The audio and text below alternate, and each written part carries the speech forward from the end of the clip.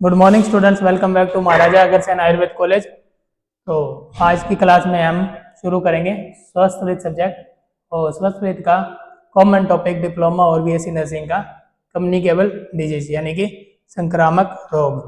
कल हमने डिप्थीरिया शुरू कर लिया था और आधा डिप्थीरिया पढ़ भी चुके थे हम, तो उसी को आज हम कंटिन्यू करेंगे। तो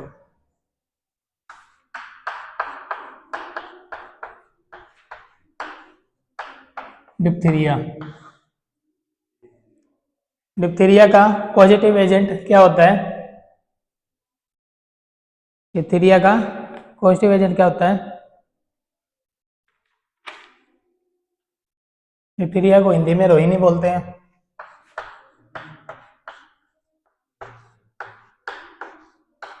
क्या होता है मैंको? कल आए नहीं?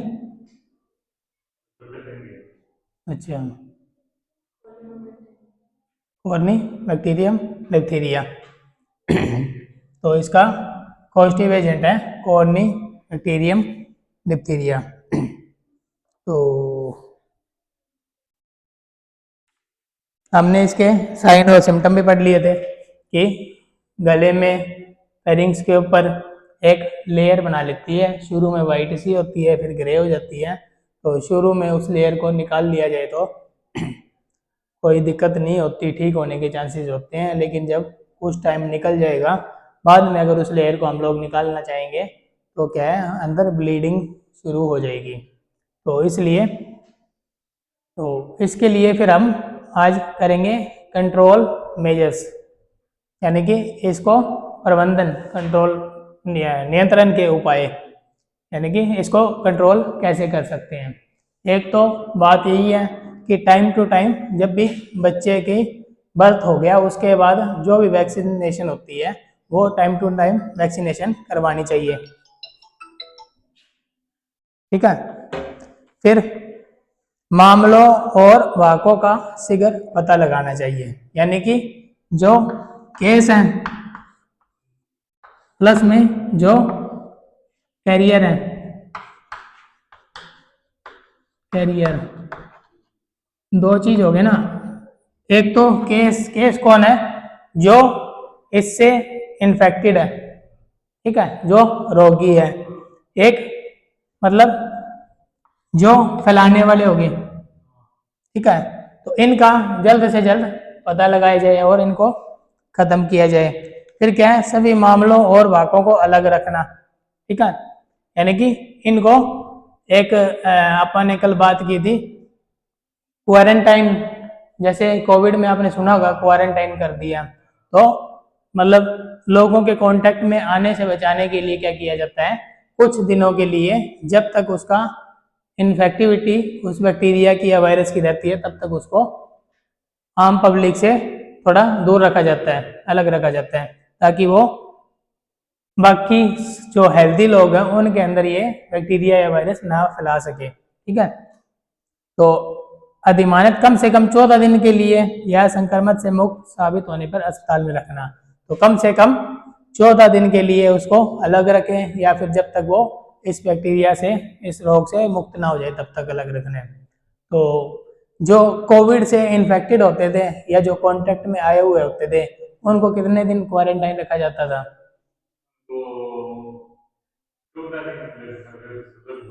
हाँ, लगभग 14 दिन के लिए रखा जाता है, क्योंकि जो कोविड-19 था उसके भी जो हार्मफुल इफेक्ट्स जो रहते थे वो मेनली 14 डेज तक रहते थे।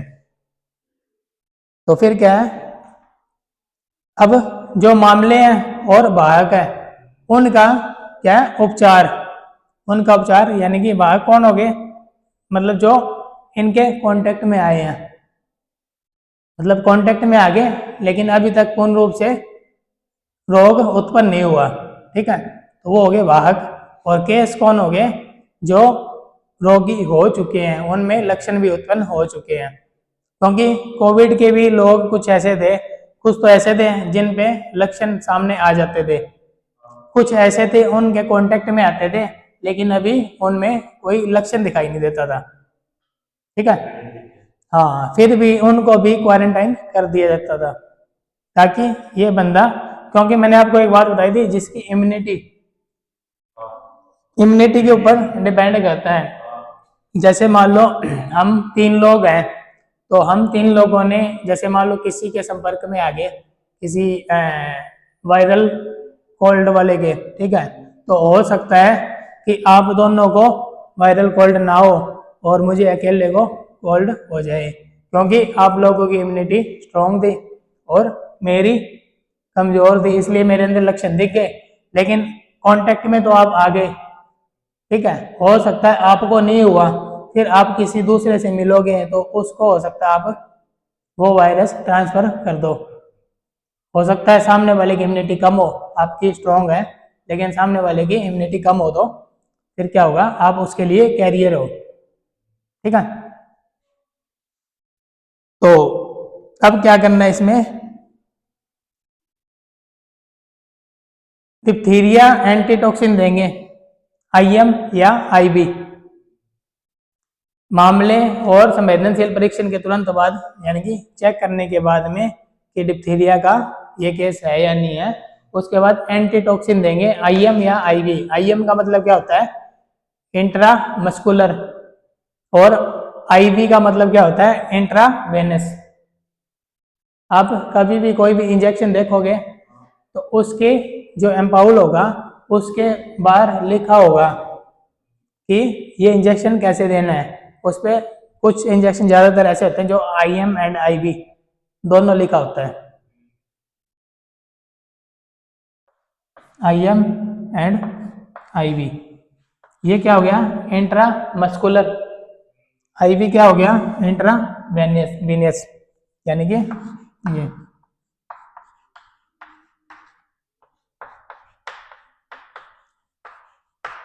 और ये हो गया इंट्रा मस्कुलर। इसका मतलब क्या है कि जहाँ पे आईएम लिखा है तो वो इंजेक्शन आप मसल में दे सकते हो। हाँ, मसल्स में आईएम लिखा है तो इसका मतलब मांस में लगाना है वो, या तो ये वाले रीजन पे, इस पे 4 उंगली छोड़ के नीचे साइड में, या फिर ये ग्लूटियल रीजन में, ठीक है। तो ये हो गया आईएम। फिर क्या है आईवी।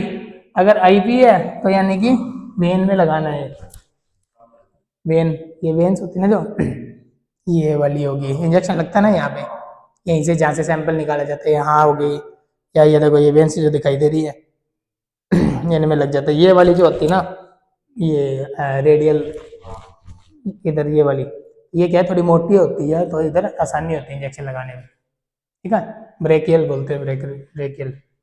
तो ये तो हो गया आईएम यानी कि मसल, और आईवी यानी कि जो हम बोलते हैं नॉर्मल भाषा में नसों में इंजेक्शन जो लगता है, ठीक है।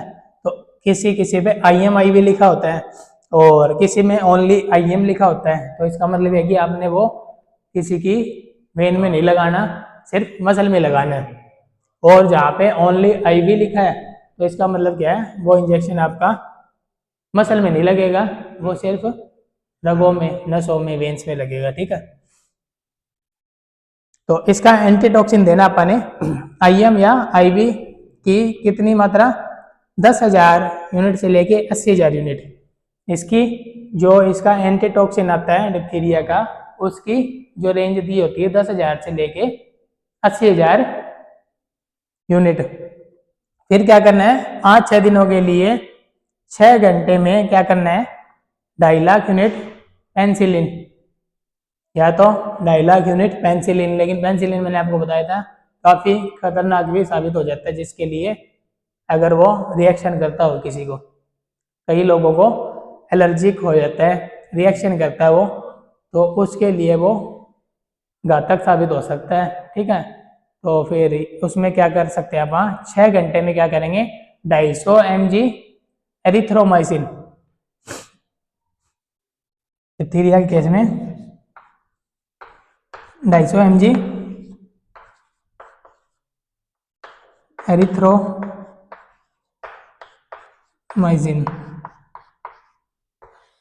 की टैबलेट होती है। हम लोग नॉर्मली जुखाम में, खांसी में या फिर गले के इन्फेक्शन में लेते रहते हैं इसको। नाम सुना है क्या इसका, एरिथ्रोमाइसिन का? सुना नाम? नहीं सुना? एल्थ्रोसिन का नाम सुना है ना? ये एल्थ्रोसिन ही है। एल्थ्रोसिन ब्रांड नेम है और एरिथ्रोमाइसिन उसके अंदर जो कंपोजिशन है, ठीक है। एक एजिथ्रोमाइसिन का नाम सुना है? सुना पूजा? एजिथ्रो एल्थ्रोसिन नहीं सुना क्या? गले के इन्फेक्शन में नॉर्मली ये दी जाती है, और respiratory upper respiratory tract infection कोई भी हो तो उसमें या तो एजिथ्रो 500 या एल्थ्रोसिन, ठीक है, जिसमें एरिथ्रोमाइसिन होता है। तो ये हम दो चीज़ें इसको ठीक करने के लिए, एक तो हमने दे दिया एंटीटॉक्सिन, उसकी कितनी डोज थी, 10,000 यूनिट से लेके 80,000 यूनिट तक। फिर सेकेंडली पेनिसिलिन इंजेक्शन, या फिर उसकी जगह वो एंटीबायोटिक है तो ये भी एंटीबायोटिक ही है, तो उसकी जगह क्या है, ये वाली एरिथ्रोमाइसिन दे सकते हैं टैबलेट 6 घंटे में। तो बंद करो। अभी विकास कुमार, एरिथ्रोमाइसिन का नाम सुना है? एजिथ्रोमाइसिन अलग है, एरिथ्रोमाइसिन अलग है। एक एल्थ्रोसिन के नाम से आती है टैबलेट, है? हाँ हाँ, पहले एल्थ्रोसिन चलती थी ज़्यादा, उसके बाद में एजिथ्रोमाइसिन आई है। एल्थ्रोसिन में तो ये है, एरिथ्रोमाइसिन है क्लास एक ही है, सेम ही क्लास है और सेम ही यूज होता है इनका। नहीं, थोड़ी कंपोजिशन मतलब उसमें थोड़ा डेवलप करके नया साल्ट निकाला फिर एजिथ्रोमाइसिन का। एल्थ्रोसिन पहले से ही चल रही है, ठीक है। उसमें एरिथ्रोमाइसिन है और नया जो आया वो एजिथ्रोमाइसिन है, और है दोनों अपर रेस्पिरेटरी ट्रैक्ट में इन्फेक्शन में, गले की दिक्कत में या नॉर्मली खांसी जुकाम में हम देते हैं। तो ये तो हुआ उसके कंट्रोल मेजर्स डिप्थीरिया के। तो हिमांशु, डिप्थीरिया क्या कोजिंग एजेंट, डिप्थीरिया का कोजिंग एजेंट, कोजिंग बैक्टीरिया?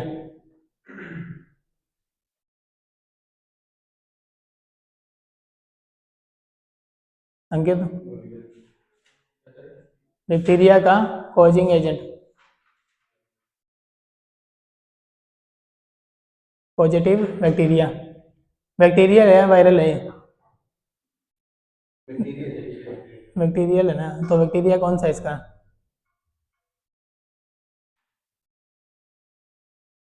बताओ अभी तो बताया 5 मिनट, इसने बताया था अभी 5 मिनट पहले। हाँ बताओ। कॉर्नी बैक्टीरियम डिप्थीरिया, हाँ कॉर्नी बैक्टीरियम डिप्थीरिया, ठीक है। अब क्या है, संपर्क में आने के बाद क्या करना है, अगर कह रहे हैं कि जहाँ जो प्राइमरी टीकाकरण है, प्राइमरी जो इम्यूनाइजेशन है, अगर वो कंप्लीट है बच्चे की, और बूस्टर डोज क्या है पिछले 2 सालों के बीच में दी गई है, ठीक है। एक तो उसकी जो इम्यूनाइजेशन भी पूरी है, और अगर पिछले 2 साल के भीतर ही उसको बूस्टर डोज भी लगी है तो क्या है, उसमें कुछ करने की जरूरत नहीं है।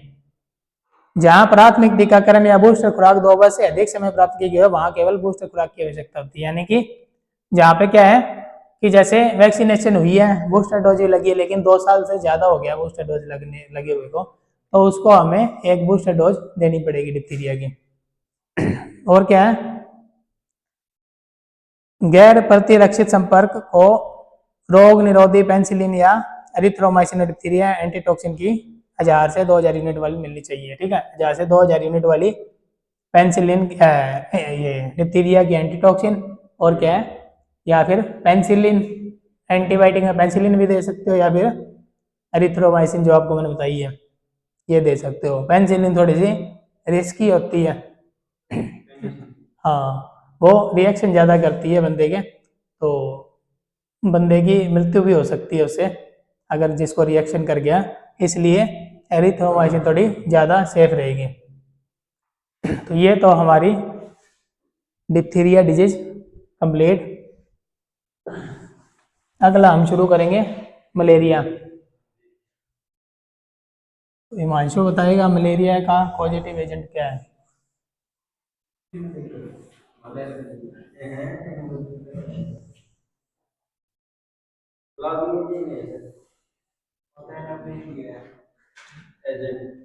एजेंट नेक्स्ट अपनी आ गई मलेरिया। अब ये बताओ मेरे को, जो मलेरिया डिजीज है वो क्या है, मतलब बैक्टीरियल है, वायरल है, फंगल है, या फिर पैरासाइटिक है। वायरल है। कौन सा वायरस है इसमें? अगर वायरल है तो कौन सा वायरस है? Plasmodium virus. बता अंकिता।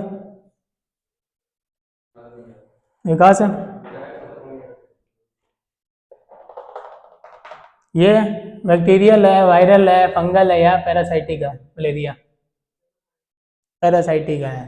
तो इसका पैरासाइट कौन सा है?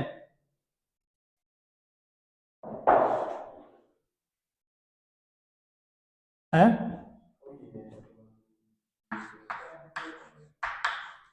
It is parasitic disease. ये तो ठीक है, पैरासाइटिक है। तो पैरासाइट क्या है इसका? है जो प्लाज्मोडियम है, प्लाज्मोडियम ही है, प्लाज्मोडियम है मेनली। उसके बाद वो अलग अलग 4 प्रकार के इसमें जो पैरासाइट आएंगे। ठीक है, अपने जो क्षेत्र है भारत का उसमें मेनली 4 पाए जाते हैं। P vivax, P oval, P malaria,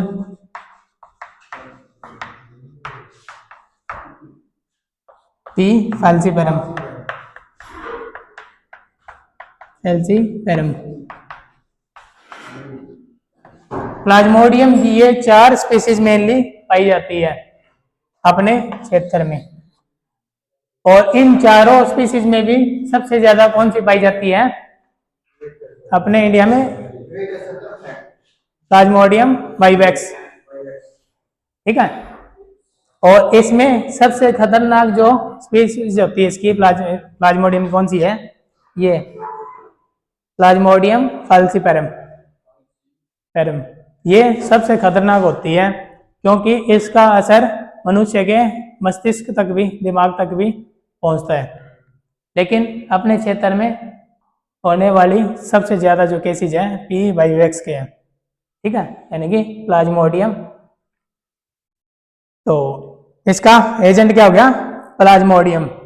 ठीक है, 4 प्रकार के इसमें स्पीसीज है इसकी।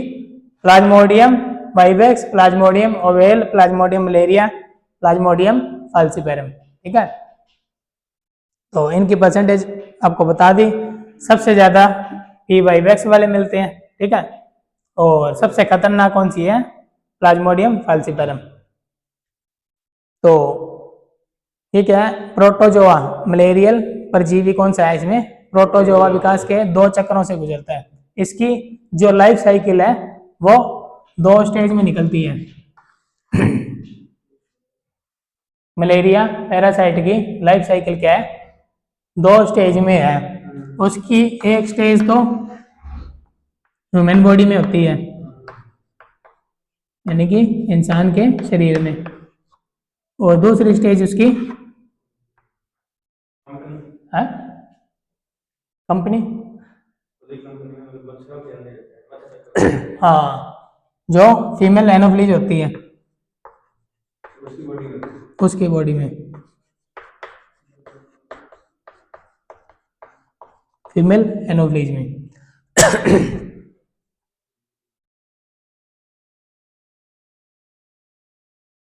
तो इसका जब आप पूछेंगे वेक्टर कौन सा है मलेरिया का, वेक्टर कौन सा है, तो कौन है, फीमेल एनोफ्लीज।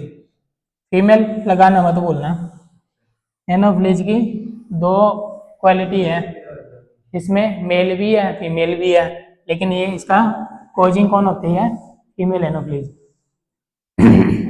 तो जैसे मैंने आपको बताया इसकी मलेरिया की दो लाइफ साइकिल होती है, मतलब इसकी लाइफ साइकिल दो स्टेज में होती है, ठीक है। जैसे पहले होगी इन्फेक्टेड एनोफ्लीज है जो,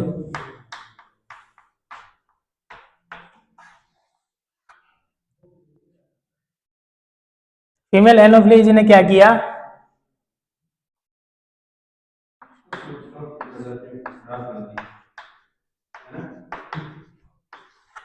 क्या हुआ, फीमेल एनोफ्लीज में क्या होता है, इन्फेक्टेड जो होती है, सभी फीमेल एनोफ्लीज में से मलेरिया नहीं होगा, जो इन्फेक्टेड होंगी उसके अंदर क्या होगा, स्पोरोजोइड्स होते हैं, स्पोरोजोइड्स यानी कि बीज हैं मलेरिया के, ठीक है। वो प्रेजेंट कहाँ होते हैं, जो फीमेल एनोफ्लीज है इन्फेक्टेड वाली, उसके स्लीवरी ग्लैंड में, स्लाइवरी ग्लैंड, स्लाइवा जो थूक है जैसे, ठीक है। उसने किसी वुमेन को काटा, ठीक है, इसकी बॉडी में वो स्पोरोजोइड छोड़ दिए, इसकी बॉडी में उसको बीज को इसने छोड़ दिया। अब वो क्या हुआ, वो सीधे गए इसके ब्लड के थ्रू होते हुए लीवर में, बंदे के लीवर में जाके, जो लीवर में जो सेल होते हैं ना, जिन सेल से बन के लीवर बनता है, मतलब मिलके, उसे बोलते हैं हिपेटोसाइट। लीवर सेल को क्या बोलते हैं, मैंने आपको बताया था जब भी लीवर की बात होगी, जहां हिपेटिक आया तो उसका मतलब लीवर की बात हो रही है, तो ये क्या है, हिपेटोसाइट यानी कि लीवर सेल है ये जो स्पोरोजोइड गए हैं ये इसके अंदर लीवर सेल के अंदर घुस जाएंगे, इसके अंदर डिवाइड करेंगे, तो एक टाइम आएगा ये जो सेल होंगे ये फट जाएंगे, लीवर सेल फट जाएंगे। लीवर सेल जब फटेंगे तो ये जो डिवाइड हुए हैं स्पोरोजोइड, जो मच्छर ने छोटे थे डिवाइड हुए हैं, ये क्या हुए, अपने ब्लड में आ गए, ब्लड में। अब इन्होंने क्या किया है, ब्लड के अंदर जाके जो आरबीसी है अपने रेड ब्लड सेल है जो, उनके अंदर घुस गए, उसके अंदर से हीमोग्लोबिन को खत्म कर दिया, तोड़ने लग गए, ठीक है, हीमोग्लोबिन को तोड़ दिया और अपनी क्वांटिटी बढ़ा ली, ठीक है। अब ब्लड में क्या हो गया, ये स्पोरोजोइड के मेल प्लस फीमेल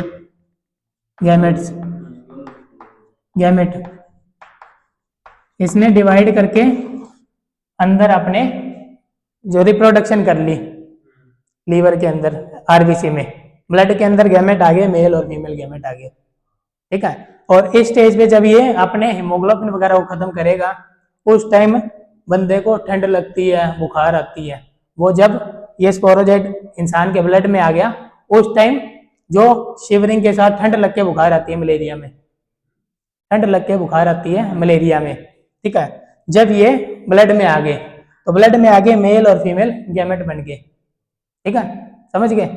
अब फिर क्या हुआ, कोई दूसरा मच्छर आया जो मान लो इन्फेक्टेड नहीं है, उसने इसको काटा, इसके ब्लड में स्पोरोजोइड्स जो मेल और फीमेल गैमेट्स है पहले से, तो वो क्या हुआ, फिर मॉस्किटो की बॉडी में चले गए, इसकी बॉडी में चले गए मेल और फीमेल। अब वो क्या करेंगे, इसके गट में जाके यानी कि इसके पेट में जाके जो मेल और फीमेल है वो फ्यूज हो जाएंगे, जाइगोट बन गया, जाइगोट से आगे स्पोरोजोइट बन के दोबारा, स्पोरोजोइट बन के फिर इसके जो स्लाइवरी ग्लैंड है, जो थूक है इस मच्छर के स्लाइवरी ग्लैंड में चले जाएंगे, वो स्पोरोजोइट जो इन्फेक्टेड है, अब वो भी इन्फेक्टेड हो गया मच्छर। फिर ये किसी दोबारा इंसान को काटेगा, तो ये साइकिल ऐसे इसकी मलेरिया की चलती रहेगी। समझ आई कुछ बात? सबसे पहले इन्फेक्टेड एनोफ्लीज है, ठीक है। उसके सलाइवरी ग्लैंड में क्या है? प्लाज्मोडियम स्पोरोजोइट है, ठीक है, बीज है यानी कि, ठीक है। उसने क्या किया? ह्यूमन को, बंदे को काटा, उसके खून में छोड़ दिए स्पोरोजोइट। वो खून के थ्रू लीवर में गए, लीवर में जाके जो लीवर सेल है हिपेटोसाइट बोलते हैं जिनको, उनके अंदर डिवाइड करेंगे, उसको तोड़ देंगे, उसको फाड़ देंगे। फिर क्या करेंगे? यहाँ से फट के क्या है, ये सीधा ब्लड में जाता है, आरबीसी में। फिर ये आरबीसी को डिस्ट्रैक्ट करेंगे, उसको भी तोड़ेंगे, और उस टाइम उसमें से हीमोग्लोबिन वगैरह को खत्म करेंगे। तो उस टाइम पे फीवर बहुत हाई होगा और ठंड लग के बुखार आनी शुरू होगी, ठीक है। तो जब ब्लड में आके क्या हुआ? मेल और फीमेल गैमेट तैयार हो गए। फिर क्या है? फिर किसी मच्छर ने आपको, मॉस्किटो ने काटा, तो उसके क्या हुआ? ये मेल फीमेल गैमेट उसकी बॉडी में गए, उसकी बॉडी में जाके उसके गट में, गट कहते हैं पेट को, उसके पेट में जाके इनका मिलन होगा। फिर नए पैदावार स्पोरोजोइट की हो जाएगी। वो स्पोरोजोइट जाके उसके सलाइवरी ग्लैंड में मच्छर के चले गए, फिर वो किसी को आप में से काटेगा, तो ऐसे करके इसकी साइकिल मलेरिया की चलती रहेगी, ठीक है। तो इसकी ट्रांसमिशन क्या है? वेक्टर संचरण। संक्रमित मादा एनोफ्लीज मच्छरों की कुछ प्रजातियों के काटने से, और किससे, कैसे कैसे फैलेगा? एक तो यही हो गया मच्छर काटने से। एक जैसे मान लो इन्फेक्टेड पर्सन है कोई, उसको किसी डॉक्टर ने नीडल मतलब इंजेक्शन लगाया, वही नीडल किसी दूसरे पे यूज कर ली, क्योंकि उसके ब्लड में क्या था? स्पोरोजोइट थे, तो उसने दूसरे बंदे के साथ में मतलब उसको यूज कर लिया, तो उसका भी रक्त क्या हुआ? संक्रमित हो गया। और क्या है? जैसे प्रेग्नेंट लेडी है, उसको मलेरिया है, तो प्लेसेंटा के थ्रू उसके बेबी में भी वो मलेरिया चला गया है। इस तरह से ये ट्रांसमिशन हो सकता है। इंक्यूबेशन पीरियड कह रहे हैं, जो फाल्सीपारम मलेरिया है, जो सबसे खतरनाक मैंने आपको बताया था, उसका 9 से 12 दिन इंक्यूबेशन पीरियड क्या होता है? इंक्यूबेशन पीरियड क्या होता है? लक्षण कब दिखाई देंगे? हाँ, जब कोई एंटीजन अंदर बॉडी में एंटर कर गया, उसके बाद कितने दिन बाद पहला लक्षण दिखाई दिया है, तो वो उसके बीच के जो टाइम है वो इंक्यूबेशन पीरियड है। फिर जो अपने इंडिया में सबसे ज़्यादा जो मलेरिया पैरासाइट है, जो प्लाज्मोडियम की जो कम्युनिटी है, वो कौन सी है? बाइबैक्स, सबसे ज़्यादा जो पाए जाते हैं। उसका इंक्यूबेशन पीरियड कितना है? 7 से 12 दिन, है ना? 7 से 12 क्या, 8 से 17 दिन है। यही 7-8 दिन से लेके 16-17 दिन तक इसका इंक्यूबेशन पीरियड होता है। और जो प्लाज्मोडियम ओवेल थी, उसका कितना है? 16 से 18 दिन। और जो मलेरिया है, प्लाज्मोडियम मलेरिया है, उसका 18 से 40 दिन तक है, ठीक है। तो फिर इसमें आपको हुआ किसी को मलेरिया कभी? किसी को नहीं हुआ? कोई पेशेंट तो देखा होगा घर में मलेरिया का, तो क्या क्या लक्षण आ रहे थे उसको?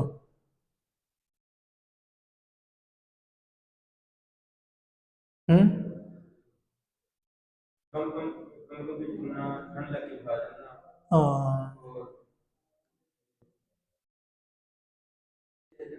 हाँ, इसका 48 घंटे में, जैसे एक दिन बुखार आ गया, एक दिन छोड़ के फिर आ जाता है, तो 48 घंटे में इसकी साइकिल चलती रहती है ये वाली। दोबारा दोबारा ये क्या है? आरबीसी पे हमला करते रहते हैं, ठीक है। लीवर सेल को तोड़ते हैं, फिर आरबीसी में जाते हैं, फिर आरबीसी में हीमोग्लोबिन को खत्म करते हैं। इस तरह से एक दिन आएगा बुखार, फिर एक दिन नहीं आएगा, फिर 48 घंटे का इसका टाइम रहता है फीवर का। और क्या होता है इसमें? है हाँ, पहले ठंड लगती है बहुत ज़्यादा, ठीक है। उसके बाद जैसे फीवर आती है, फिर बहुत ज़्यादा गर्मी लगती है, फिर पसीना आके बुखार उतर जाता है। तो मलेरिया का सामान्य प्रमुख लक्षण है अचानक तेज कपकपी के साथ शीत लगना, ठीक है। बॉडी शिवरिंग होगी, शिवरिंग यानी कि कपकपी, ठीक है। और क्या होगा, जिसके साथ बुखार आता है 4 से 6 घंटे बाद जबर उतर जाता है, 4-6 घंटे बुखार रहता है फिर वो उतर जाता है। अब जो मैंने आपको स्टेज बताई है इसमें भी 3 स्टेज होती है। पहले शीत अवस्था बोलते हैं, कोल्ड स्टेज जिसको बोलते हैं। हाँ, सिर दर्द, जी मचलाना, और क्या है, थोड़ी बहुत वोमिटिंग भी हो सकती है, ठंड महसूस होगी। फिर तापमान क्या होगा, 39 से 41 डिग्री सेल्सियस तक बढ़ता है। शुरुआत में रोगी को ठंड लगती है। फिर क्या है, नाड़ी की गति तेज होगी, जो अपनी पल्स रेट है वो भी बहुत हाई दिखेगी, 120 125 इस तरह से जा सकती है। और क्या है, यह अवस्था 15 मिनट से 1 घंटे तक रह सकती है। कौन सी, कोल्ड स्टेज। फिर उसके बाद नेक्स्ट स्टेज कौन सी आएगी, हॉट स्टेज। हाँ, वार्म स्टेज होती है। उसमें क्या है, ऐसे लगता है बंदे को मेरी आंखें जल रही है, सारी बॉडी जल रही है, क्योंकि फीवर बहुत हाई हो गया। इसमें भी 103 104 डिग्री तक बुखार जाता है। तो जी मचलाना कम हो जाएगा और नाड़ी और श्वास तेज हो जाएंगे, सांस भी तेज हो जाएगी, नाड़ी भी तेज हो जाएगी। और ये स्टेज कब तक रहेगी, 2 से 3 घंटे या 4 घंटे तक। फिर क्या है, उसके बाद क्या है, थर्ड स्टेज आएगी। इसमें पसीना आके आपकी फीवर उतर जाएगी। तो फिर इन्होंने बोला 48 से 72 घंटे के बीच दोबारा आपको फीवर आ सकता है। हर एक दिन छोड़ के मलेरिया का बुखार आता है, और इसकी पहचान सबसे ज़्यादा यही होती है, ठंड लग के और कब कभी, हाँ सेम डेंगू में भी होता है ऐसे। हाँ, डेंगू में भी हो जाता है, वायरल जो होती है उसमें भी हो जाता है। डेंगू में आप थोड़ा सा इसको अलग ऐसे कर सकते हो कि डेंगू वाला बंदा बोलेगा कि मेरे जो जॉइंट्स है ना, ये वाले हो गए, ये हो गए, इनमें भी दर्द हो रहा है। और वो क्या बोलेगा पेशेंट कि मेरे जो आँखें हैं ना, ये आँखों के जो ये गुल्लक से हैं, ये बहुत ज़्यादा दर्द कर रहे हैं। और उसको उल्टी जैसा भी होगा, उसको भूख नहीं लगी बिल्कुल, कुछ खिलाओगे तो उसको उल्टियाँ होंगी। हाँ, तो उसमें आप सीवीसी जब चेक कराओगे तो सीवीसी आइडियल लगा सकते हो। प्लेटलेट उसमें कम मिलेंगे आपको, 1.5 लाख से कम जाना। शुरू में थोड़ा सा कम होते हैं, जैसे आपको शुरू में 1,35,000 या 40,000 दिख गए तो उसको अपने अगर लक्षण अपने को लग रहे हैं डेंगू के तो हल्के में नहीं लेना। फिर नेक्स्ट डे अपने को दोबारा सीवीसी टेस्ट करवाना है, तो हो सकता है तीसरे दिन 47,000 आई।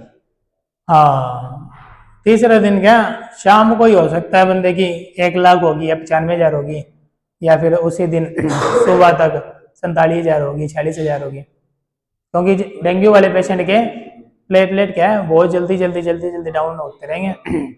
एक उसमें क्या है, आपको पेशेंट को फीवर नहीं आने देना, जब जब फीवर आएगा तब तक आपके प्लेटलेट डाउन जाएंगे। तो अब इसका निदान क्या है, निदान तो यही है कि स्लाइड बनाई जाती है, एक स्लाइड पे 2 लेयर रखी जाती है, एक